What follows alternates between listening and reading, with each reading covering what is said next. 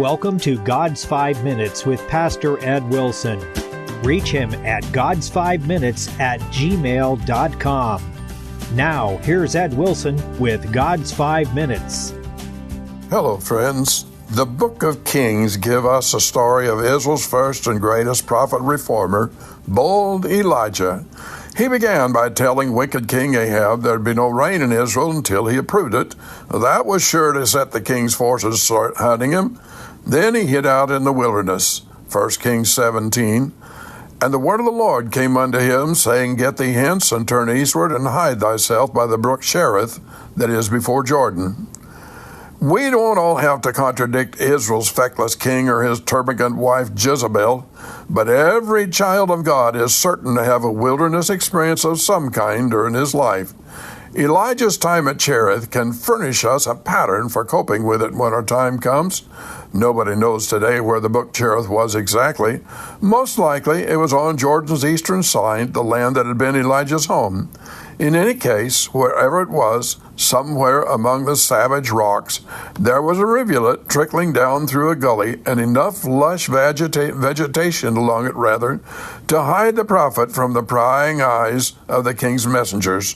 So here stayed Elijah, how long we know not, and there was no rain. At last the inevitable happened. The brook began to dry up.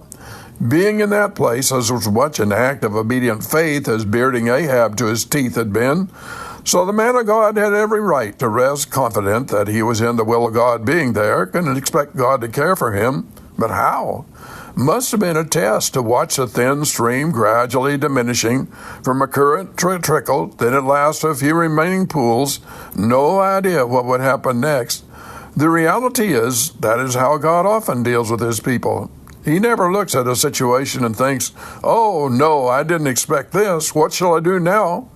God has a way of waiting until his timing is fulfilled before opening the next steps before us in our lives. So what? Galilee's storm did not swallow the disciples' boat while Jesus slept on board. Elijah did not die of thirst in the barren wilderness. Peter slept all night before the angel tapped his side to rouse him just in time to escape. The typical Christian testimony, has often been, just before we perished, we didn't perish. Walk with the Lord, and you will have your own share of Elijah deliverances over which to rejoice. God had sent ravens to feed Elijah.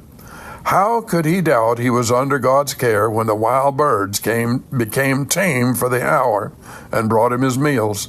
The deep silences of the ravine, the long days and nights with no company but the wheeling stars in their courses, the fluttering whistle of the birds' wings and their croaking calls were all part of the preparation for the grand work God had for his man to do in bringing a backsliding nation back.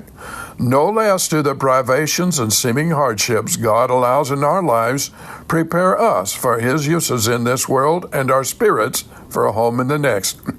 Earth's greatest accomplishment is producing people of character who fear God.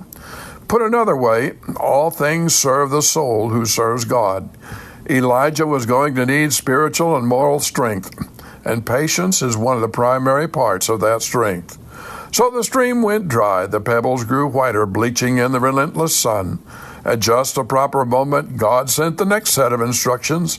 Arise, get thee to Zarephath, which belongeth to Zidon, and dwell there. Zarephath was clear across Israel from Cherith, away up north among the headwaters of the Sea of Galilee, and on across to the blue waters of the Mediterranean. God's ways are not our ways. Traipsing across the breadth of the nation of Israel, while eager's wives were looking in every cave and behind every bush for him, must have seemed to Elijah like putting his head in the lion's mouth. But he obeyed, and when he came to the little city, he found awaiting him, just as God had told him he would, a widow woman under a command to provide for him till the drought was over. Till the drought was over, friend, it will be. You have been listening to God's 5 Minutes with Pastor Ed Wilson. Reach him by email at godsfiveminutes@gmail.com. Tune in next time to hear more encouraging thoughts from God's Word on God's 5 Minutes with Pastor Ed Wilson.